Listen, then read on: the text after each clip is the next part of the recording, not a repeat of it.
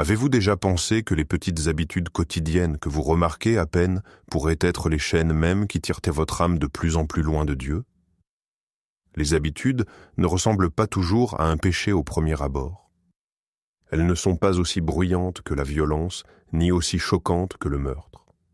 Mais des schémas de comportement cachés peuvent éroder discrètement votre cœur, affaiblir votre esprit et, avec le temps, détruire votre foi. La Bible nous avertit encore et encore.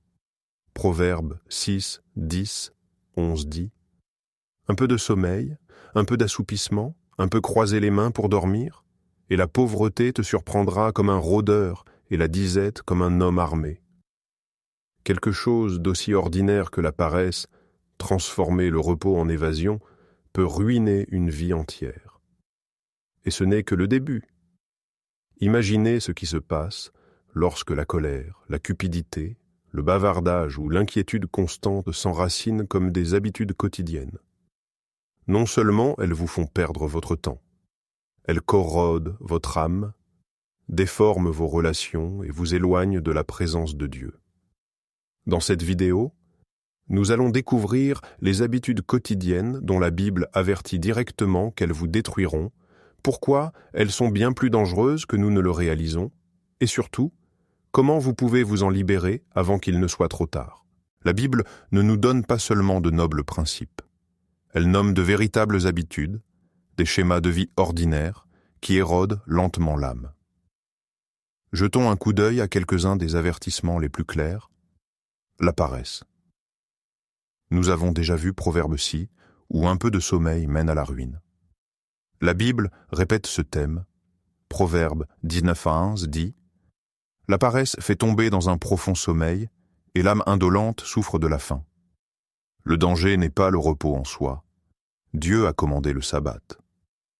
Le danger, c'est quand le repos devient une évasion, quand le confort devient votre idole. La paresse détruit non seulement votre travail, mais votre vocation, vos relations et votre utilité dans le royaume de Dieu.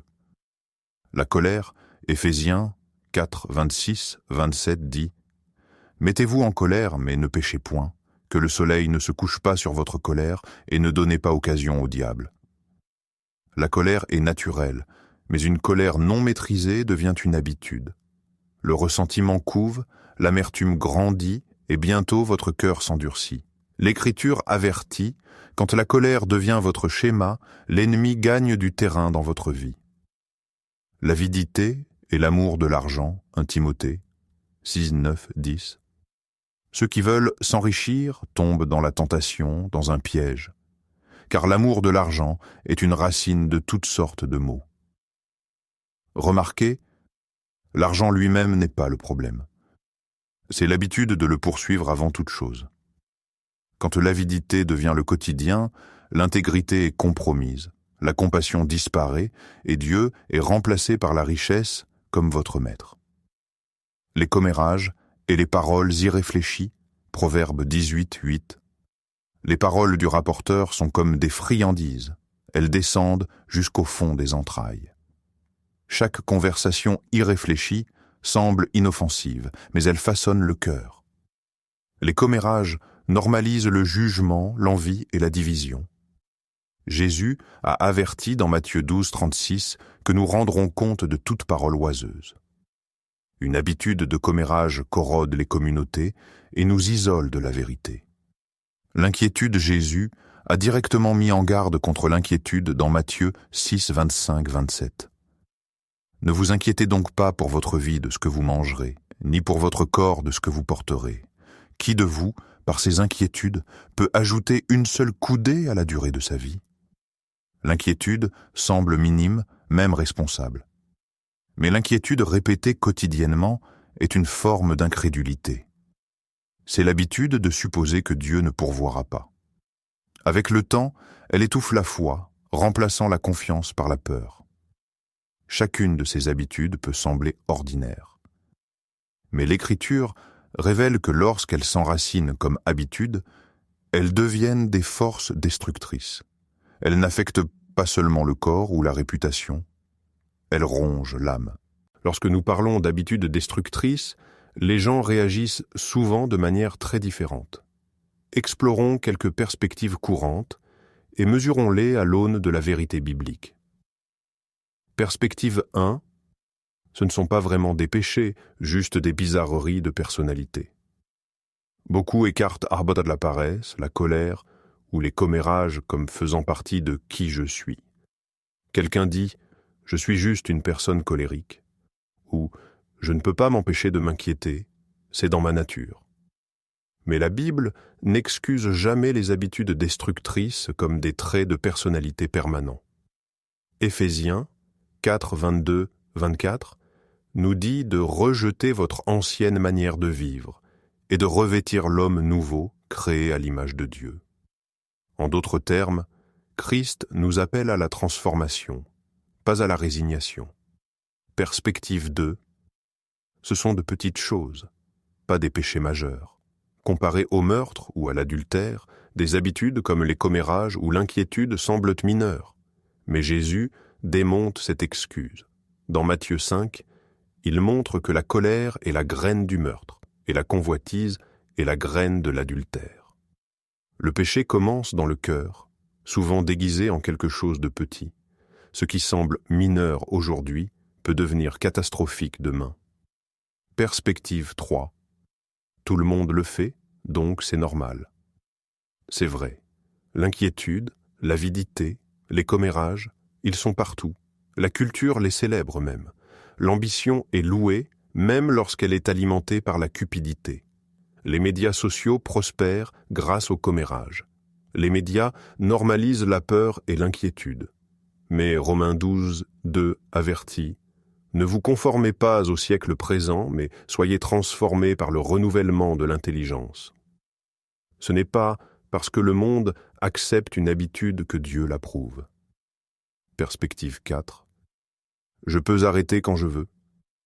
C'est le mensonge le plus trompeur. Les habitudes semblent inoffensives jusqu'à ce qu'elles deviennent des chaînes. Jésus a dit dans Jean 8, 34 « Quiconque commet le péché est esclave du péché. » Une habitude n'est pas neutre, elle façonne votre cœur, votre esprit, votre volonté. Au moment où vous pensez à arrêter, l'habitude peut déjà vous contrôler. La Bible remet en question chacune de ces perspectives. Ce que la culture excuse, l'Écriture l'expose. Ce que nous minimisons, Dieu le magnifie. Le but n'est pas de nous faire honte, mais de nous éveiller. Si elles ne sont pas maîtrisées, ces habitudes enfoncent leurs racines profondément dans l'âme, et plus elles restent, plus elles sont difficiles à briser. Si ces habitudes vous semblent anciennes ou lointaines, regardez de plus près le monde dans lequel nous vivons.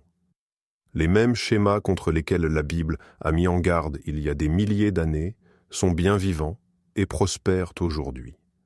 Simplement vêtus d'habits modernes. La paresse n'est plus seulement restée au lit toute la journée. Dans notre culture, elle ressemble souvent à un défilement sans fin. Des heures perdues sur TikTok, Instagram ou les shorts YouTube. Des études de productivité montrent que les gens passent maintenant des journées entières de travail à être distraits. Ce que les proverbes décrivaient comme « croiser les mains pour dormir » est devenu la lueur d'un écran anesthésiant nos âmes. La colère n'exige plus de confrontation en face à face. Les médias sociaux nous ont donné des champs de bataille numériques où l'indignation est constante.